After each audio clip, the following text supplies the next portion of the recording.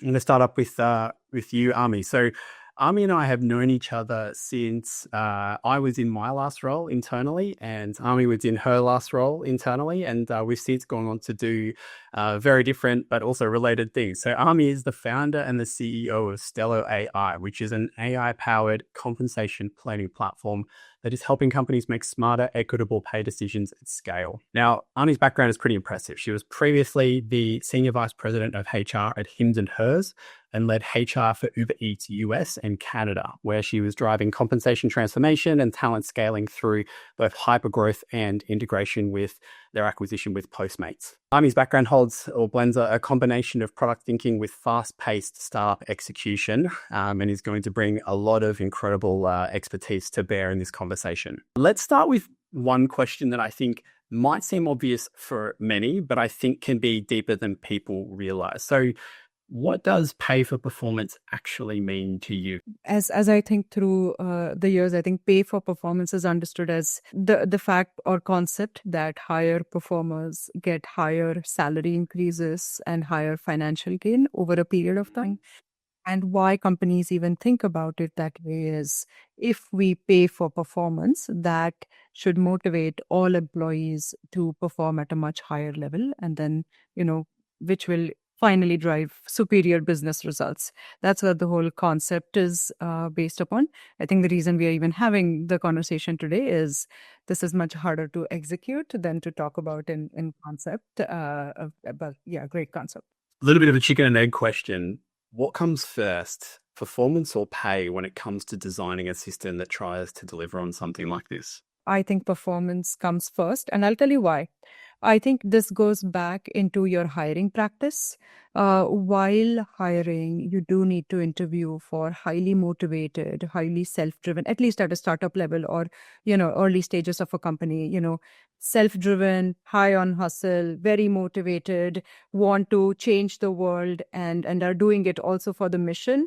And they want to, join your company and deliver at a very high level, just to make that impact, just to make that, change. And then I would say pay comes next, because now you have to think, how does this individual or these set of individuals keep doing that on a repeated basis? And all the times that they have focused on work versus family and all the other personal things they could be doing, how do we make sure at least they're financially compensated for that really well and propel that performance? So I would say performance comes first by making sure your hiring practices are aligned with, seeking and interviewing for the highest performers. And pay comes next. A very, a quick example from early days of Uber, which didn't go on much longer, but early days of Uber, the equity refresh grants were 8x of target. So this is how high they had indexed. It would be a very small set of individuals, maybe like 2 to 3% of the company, but people knew that if they kept delivering at a high level, then they would be able to get something really good. But it also meant hiring correctly. So I would say performance pay next. Matt, I wanted to dive into the topic of comp budgets. Is this the right time or? Yeah, Okay. let's go for it. Let's do it. So I think I want to touch on the topic of the very infamous performance curves or bell curves that, all of us may have heard, 1, 2, 3, 4, 5, but the shape looks like this. And I want to first go into why they even exist, or why is this even come to. They are infamous because no manager in the world likes being told, Mac, you can only have 10% high performers and 80% mid performers, and then you got to have like 5% low performers. That's a conversation no manager wants. It's also a conversation no HR team wants to lead, but that often ends up being the situation. So I'll talk about why that is. I think the big reason why it started is compensation budgets. When you say you have some high performers and some low performers, you also want to be able to fund the high performers and their increases differently than the low performers. And any organization, even well-funded, will only have a limited amount of budget for those kinds of things. So that's why those definitions often start at the very top with the head of people and VP finance saying, this year we can fund 10%, high performers, who would get like, I don't know, 10% increase, varies by country. In US, we do 3% increases. So 10% is like a crazy increase. In a market like India, 10% is the starting point. So like 30% would be so don't hold me to the percentages, but at the very top in the financial discussion, we do have to think about how many high performers can we fund. If it has been a breakout year for the company, really amazing, year, maybe we do fund, 20-30% high performers.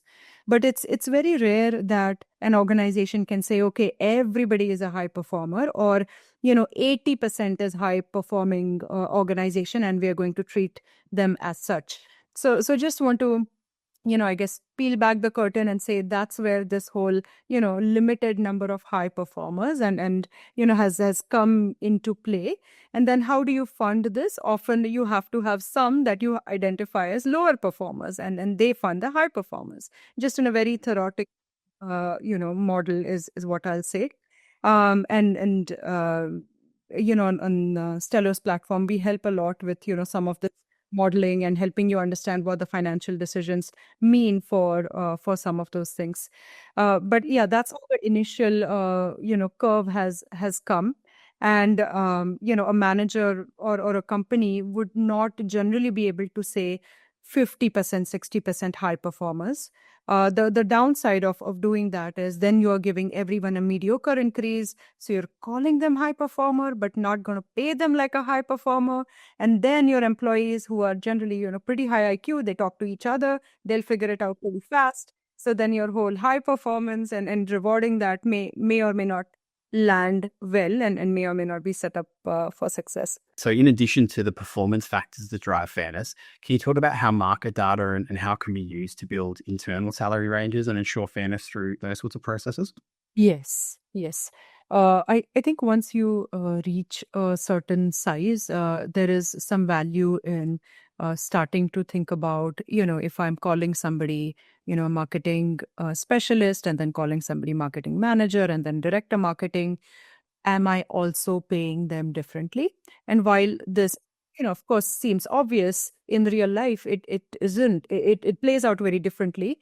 What if your marketing specialist is from a high-tech company and they're paid extremely high, and so even to bring them on, you've had to go a little higher, and your marketing manager has been like a true hustler, who's come up through the ranks, and you can probably get them at the same pay level. I think those are some things where you really need to start thinking of, irrespective of what were the circumstances when we hired them.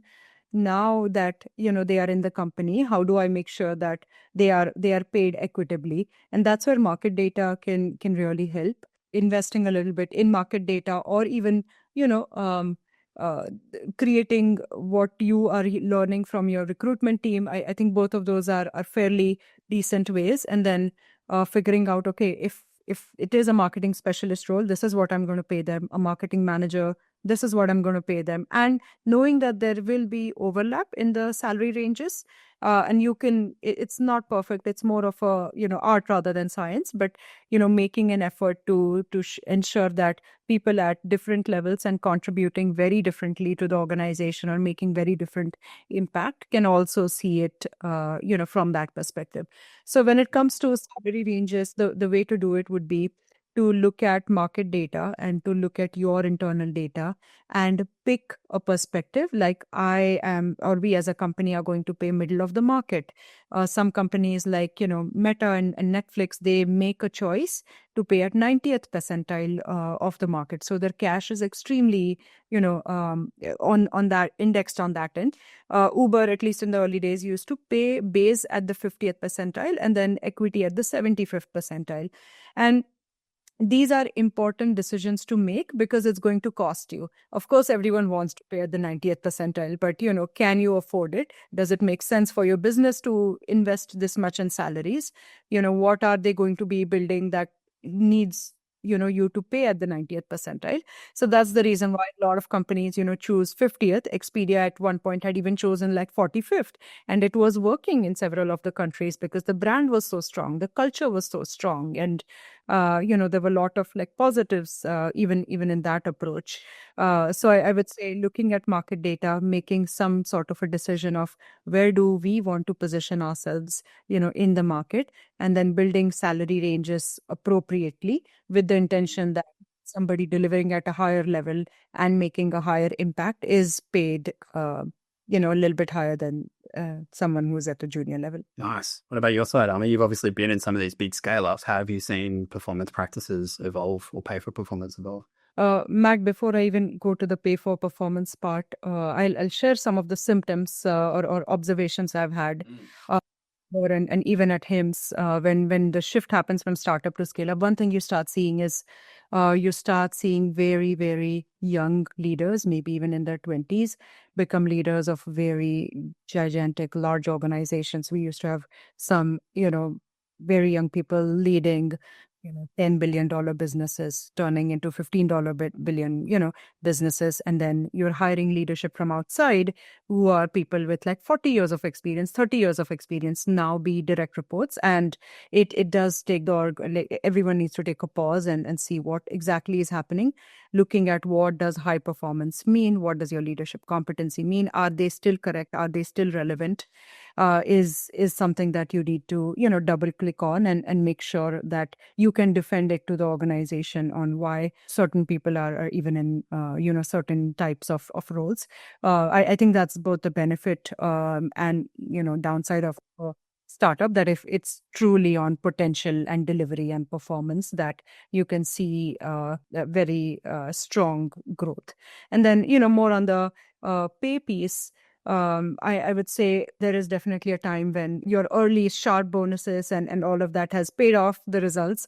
And now it is a very huge line item on your balance sheets. And you need to start looking at what is this 8x? And I think at that time we had shifted our, equity programs down to like 2x and 3x, more in line with, other organizations, because affordability was definitely a big issue. We had gone public at the time, and those were things we really needed to think about. So just know whatever compensation and performance programs you put in place, they are going to get your company from one scale to another, and it's perfect, normal, and in fact highly recommended to keep revisiting and seeing what does your organization now need to get to the next 2 years, next 3 years. Yeah, love it.